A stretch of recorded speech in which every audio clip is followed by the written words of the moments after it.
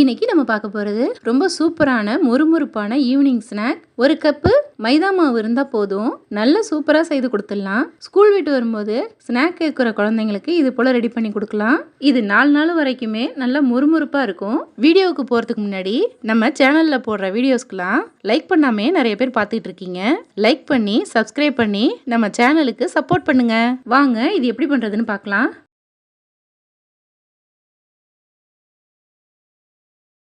இது பண்ணுறதுக்கு ஒரு கப்பு மைதா மாவு எடுத்திருக்கேன். இது 200 கிராம். இதை ஒரு பாத்திரத்தில் சேர்த்துக்கலாம்.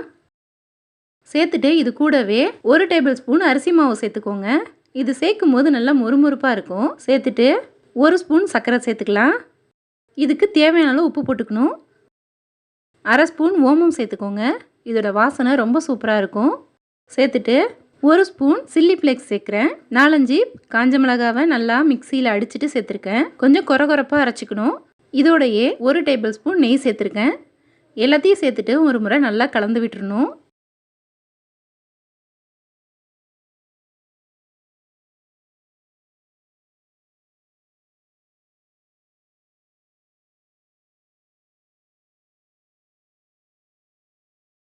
இப்போ நல்லா கலந்து விட்டுட்டேன்.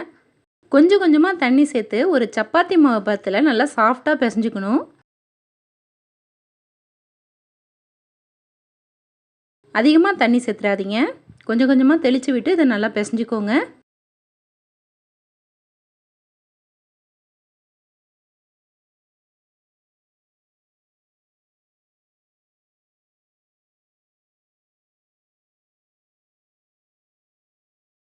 பாருங்க, நல்லா பிசைஞ்சிட்டேன்.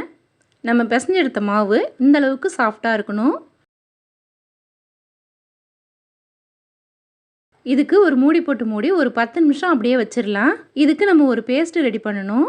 அதுக்கு 2 ஸ்பூன் எண்ணெய் ஊற்றிருக்கேன். இதுக்கு பதிலாக நீங்கள் பட்டரை உருக்கிட்டு கூட சேர்த்துக்கலாம். நான் எண்ணெய் தான் சேர்த்துருக்கேன். இதோட 2 ஸ்பூன் கார்ன்ஃப்ளவர் மாவு சேர்த்துருக்கேன். ரெண்டையும் சேர்த்துட்டு நல்லா இதை கட்டிகள் இல்லாத கலந்து வச்சிடலாம்.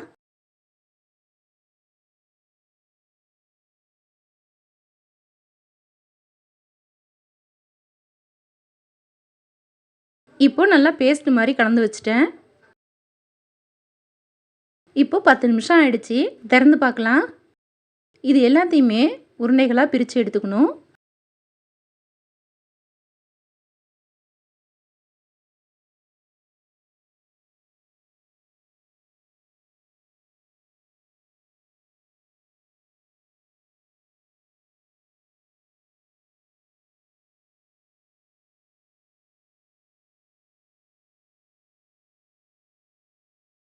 நான் இதை 8 உருண்டைகளாக பிரித்து எடுத்திருக்கேன்.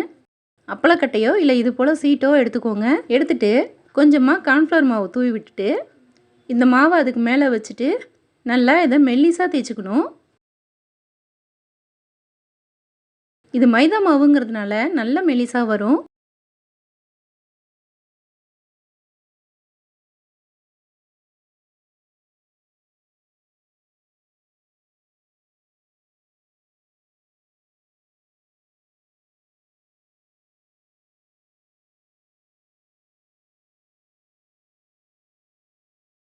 இந்த அளவுக்கு பெருசாக தேய்ச்சிருக்கேன். இது போலவே நம்ம எல்லாத்தையுமே சப்பாத்தி தேய்ச்சி ரெடி பண்ணிக்கலாம்.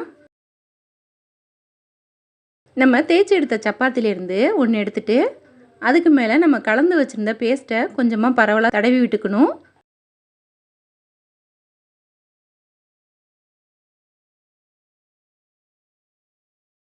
எல்லா பக்கமும் பரவலாக தடவி விட்டுக்கோங்க. இதுக்கு மேலேயும் கொஞ்சமாக கார்ன்ஃப்ளவர் தூவி விட்டுக்கலாம். இது போலவே ஒன்று மேலே ஒன்று 4 பீஸ் இது போல் வைக்க போகிறேன்.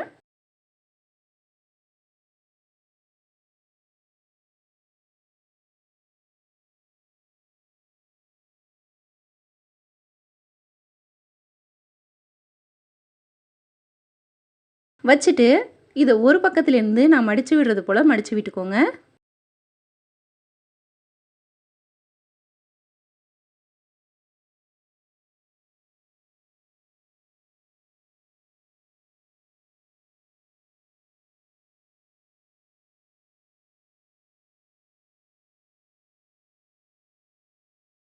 இது போல் 4ஆக மடிச்சுட்டு திரும்பவுமே கொஞ்சமாக மாவு தூவி விட்டுட்டு இதை கொஞ்சம் திக்காகவே தேய்ச்சி எடுத்துக்கணும். அதிகமாக அழுத்தம் கொடுத்து தேய்க்கக்கூடாது. அப்போது நமக்கு லேயர்ஸ் பிரிஞ்சு வராமல் போயிடும். சாஃப்டாக அதை தேய்ச்சி விட்டுக்கோங்க.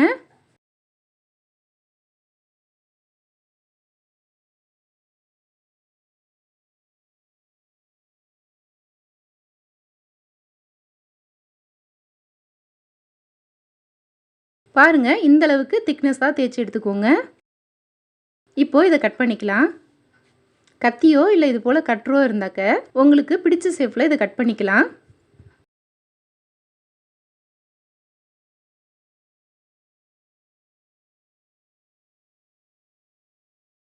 ஒரு செட்டு கட் பண்ணி எடுத்தாச்சு. திரும்பவும் மீதி இருக்கிறதையும் இது போலவே செய்து கட் பண்ணி எடுத்துக்கலாம். இப்போது எல்லாமே தயாராகிடுச்சு. ஸ்டவ்வில் கடாயை வச்சுட்டு அதில் தேவையான அளவு எண்ணெய் ஊற்றிருக்கேன். நல்லா சூடு பண்ணிக்கோங்க. ஸ்டவ்வை மிதமான சூட்டில் வச்சுட்டு நம்ம எடுத்து வச்சுருந்த இந்த மாவெல்லாம் சேர்க்கணும். இது போல் பரவலாக சேர்த்துக்கோங்க. சேர்த்துட்டு எண்ணெயை லைட்டாக இது போல் தெளித்து விடணும்.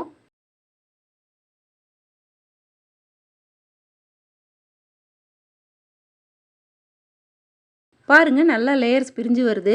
ஸ்டவ்வை மிதமான சூட்லேயோ லோ ஃப்ளேம்லேயோ வச்சு தான் இதை பொரிச்சு எடுக்கணும். ஹை ஃப்ளேமில் வைக்கக்கூடாது.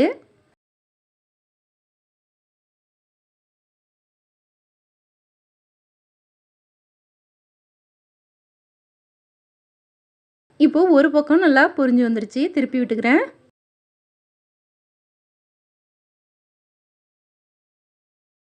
லைட் கோல்டன் ப்ரௌனாக வர வரைக்கும் இதை பொரிச்சு எடுத்துக்கணும். பாருங்கள், எல்லாமே ரெடி ஆகிடுச்சு. இதை எண்ணெயிலேருந்து நல்லா வடிச்சிட்டு வெளியில் எடுத்துடலாம்.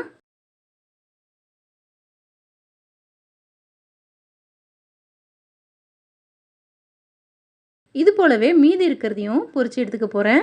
அதிகமாக சேர்த்துறாதீங்க. கொஞ்சம் கொஞ்சமாக இது போல் சேர்த்துக்கோங்க. அப்போ தான் லேயர்ஸ் நல்லா பிரிஞ்சு வரும். இல்லாட்டி ஒன்றோட ஒன்று இடிச்சிட்டு பிரிஞ்சு வராது.